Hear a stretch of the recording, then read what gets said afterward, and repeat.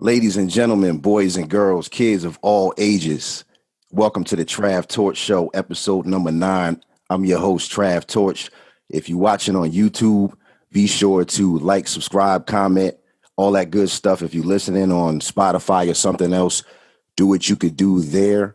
It really helps us out. And on today's episode, we have a special guest, a very distinguished guest, the legendary singer, songwriter, producer, Donell Jones. What it do, my brother? What's up, brother? Did I miss anything? Singer, songwriter, producer? Got it all? All right, man. So you got a new record out. You coming with a new album. But before we get into that, I just want to let you flex a little. You got some hits, man. You got some hits, whether it's Where I Want to Be, You Know What's Up, Shorty in the Hood. Like, what's your favorite song out of all your hits? You know what, man? To be honest with you, man, I if I wrote it, man, you know what I'm saying, they all my babies, man. So it's like, I can't really pick one. But if I say singing wise, probably This Love. I love singing that joint on stage. You know what I'm saying? They crowd be rocking. Yeah. Okay, yeah. Where I Want to Be is my favorite. It's that record. That record hit home, man. So for those who don't know your backstory, if you want to talk about how you got into the music industry, how you hooked up with was it Porsche, and you got discovered by that was the group I was with. Yeah, how you got discovered by Eddie F. Yeah, we me and my group, man, we had did a lot of shows around Chicago, man. I met them guys. I was working at McDonald's at the time, and I was just singing, flip my burgers, whatever. And the manager was like, "Yo, man, I'm having a tryout for this group. You should come try out." So I went to go try out for it, and Porsche came out of that group, So wow. Shortly after that, man, we started doing shows around Chicago. Kind of get a name, trying to get a name for ourselves. And we did in Chicago for a while. We never got signed. So what we did was one year we went to this conference called the BRE, the Black Radio Exclusive Convention, that they were having in DC. And we had a showcase out there, but nobody came to it because they didn't know who we were. So we went outside and sang for everybody who walked out. And Eddie F happened to be one of those people who walked out the hotel. And he loved what he heard. He was like, "Yo, I'm gonna sign you guys, man." And about 2 months later, he really did. That's dope. And so after that, you ended up being introduced to L.A. Reid, right? And then you got on with LaFace Records. Yep. I was at the time. I was writing the song for a young cat Usher back in the days, and Eddie was doing the track. So I guess when LA them heard that, they was like, "Okay, but we want to meet this young guy." You know what I'm saying? He's a songwriter. He produces his own music. So I got a chance to get a meeting with them, and that's when I got signed to LaFace. And so it was your songwriting ability, as well as your ability not only to write a song but to put together a song, as well as your melodic tone that set you apart from the group. Because I know he called just you back, right? Not the whole group. He called just you back to do some work, correct? Right. See, the group the group was on the verge of breaking up anyway, because we had already been together for a while, and I wouldn't say that their passion wasn't the same as mine, but for me, man, music was everything. You know what I'm saying? So while we had the opportunity to work in the studio, a lot of the guys was out playing basketball, and I'd be right in that damn studio trying to learn everything about it because my passion was there. And I know he's seen that. So, when he sent us back home one time, he sent us home because the guys in the group had a fight. They broke a hole in his wall. So he sent everybody home. Oh, wow. So once he sent us home, what happened was he knew I was a songwriter. So he was like, I'm working on this new cat named Usher. Won't you come back? So when I went back, when I came back, the guys quite naturally got upset because he only called me back, but nobody was a songwriter in the group but me. So he only needed me at that time. So they got really upset, and that's what really pushed it over the edge. The group broke up, and when I was out there, like I said, I recorded a couple songs on the guy Usher, and then I ended up making "In the Hood," "Knock Me Off My Feet," and another record. And Eddie heard those 3 records. He was like, "Yo, I'm about to go get you a deal right now." So that's how we hit LaFace, That's dope, and the first lesson the first gem you just dropped for aspiring artists is stay away from drama, stay focused, and bring something to the table. Right, your songwriting ability and your ability to stay away from drama was your ticket, to getting that Yeah, you know deal. what, man? Yep, definitely bring something to the table. But you know what, man? Don't be afraid to try something new. Also, man, just perfect your craft. Learn, because the only way you're gonna get better at anything is if you keep trying, and if you learn from somebody who has done it before you. Right, right. So everything was good. You were dropping fire albums, fire records, and then you got to a point where you started to get frustrated with the labels, whether it was because they were trying to stifle your creativity, or they were, in your words, trying to sabotage you by assigning you to producers that you didn't want to work with. Or can you talk about that briefly? Well, put it like I can't say there's never a producer that I didn't want to work with, because I admire all producers. It was just the fact that when I'm working on my album, I'm used to doing at least 70% of the album. You know what I'm saying? So when you bring other people in and then you cut my out, because it's my album.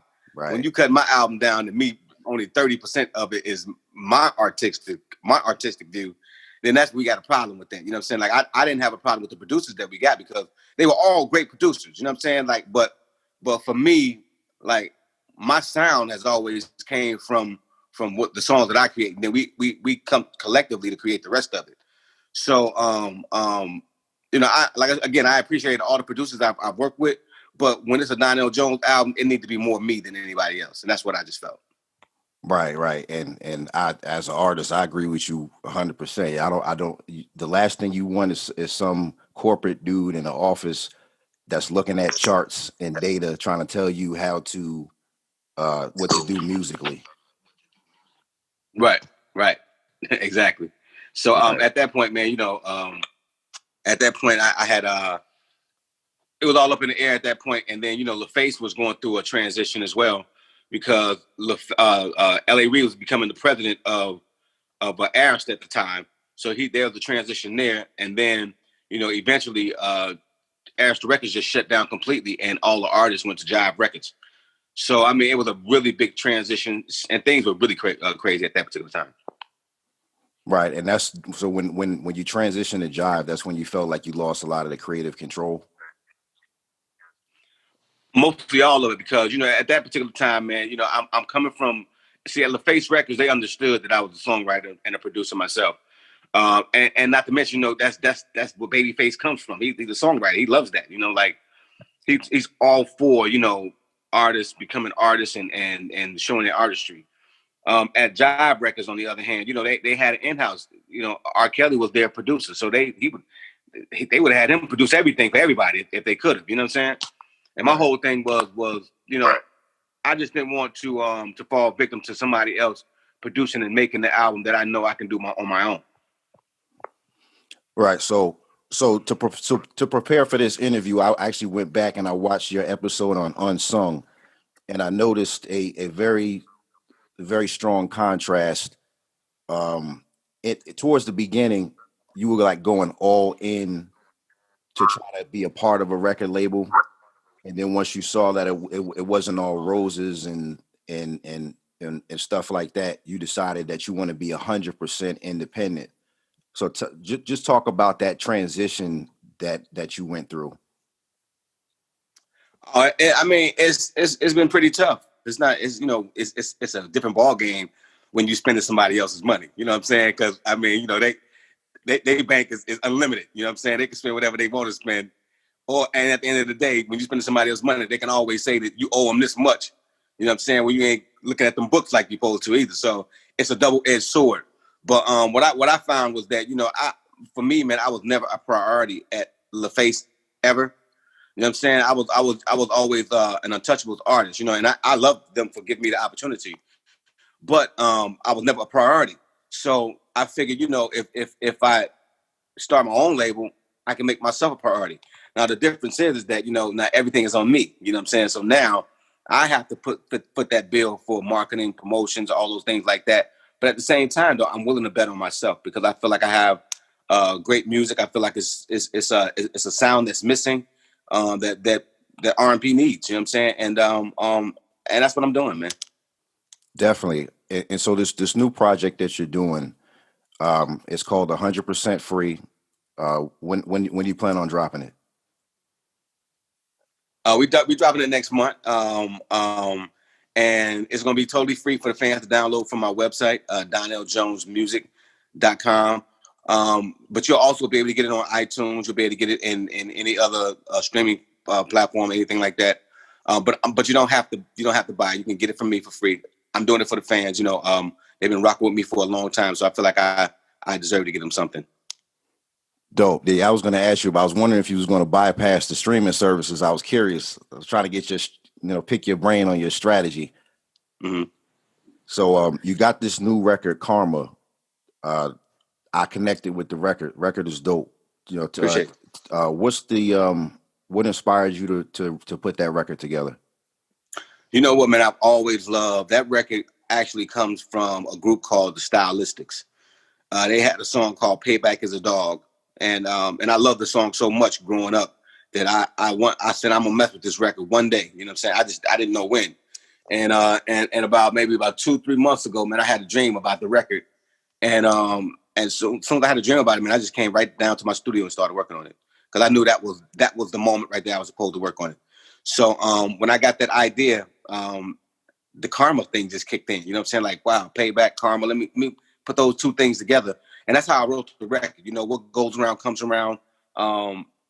It represents an era of R&B that we're missing, and I think an element of songwriting too that we're missing. So I just try to give an old just give my idea of what I think R&B should be and what it used to sound like. And I had fun with that record, man. I love it, and I thank God the fans appreciate it too. Yeah, the record is hot, and I found it fascinating, being that Where I Want to Be is my favorite record from you. And when you look at the contrast, right, on one end, I'm on top of the world. I got all these options, and I'm telling my baby mama, I don't know where I want to be, to going back to going on the total opposite end of the spectrum, to where you're like you're basically telling a woman that payback is a dog and karma is going to get you, as if you see yourself in that woman. You see yourself from the past in that woman. Right. You know what? It's the best part about that song to me is in the second verse when I start to talk about, when you start loving yourself is when you truly find real love. When you start loving yourself, you ain't gonna let nobody else from the outside treat you any kind of way, because you know what real love is, and that's the real idea behind that song, man. But it is a crazy correlation between that and Where I Want to Be, where it's two totally different things. But every time I write, I try to put myself in these positions. Where I Want to Be was actually a true story that I was actually living at the time. But this one is a little different. But when I'm writing, I'm always trying to write from a male and a female's perspective, so each one of us can listen to it and still feel like we can get something out of it. Definitely. As a man, I definitely connected to that record, especially when you move in a certain way, then all of a sudden you fall for that one woman that got you, flipping the script, like, oh, karma's you know what I mean? Right. I can definitely. I mean, a lot of us don't want to admit it, man, but we be hurt too. yeah, definitely, man. But hey, man, thanks for coming on the show. I appreciate your time. I'm definitely going to be looking out for that album. I'll let you know my favorite record. And before I let you go, shameless plug, I dropped a new record. It's called Do It Again. Check it out. Let me know what you think. I'm on the same old school R&B tip that you on. So I appreciate that. I appreciate that. It's a feedback. We need more of that. Definitely. Yeah, we need more of that. Yep, this was the Trav Torch Show, episode number 9, with the legendary Donell Jones. And we'll catch you on the next Appreciate you, episode. brother. What's the website again? DonellJonesMusic.com? Was that it? Yep, DonellJonesMusic.com. Yep. DonellJonesMusic.com. Check out that new song, Karma. Peace. Yeah, appreciate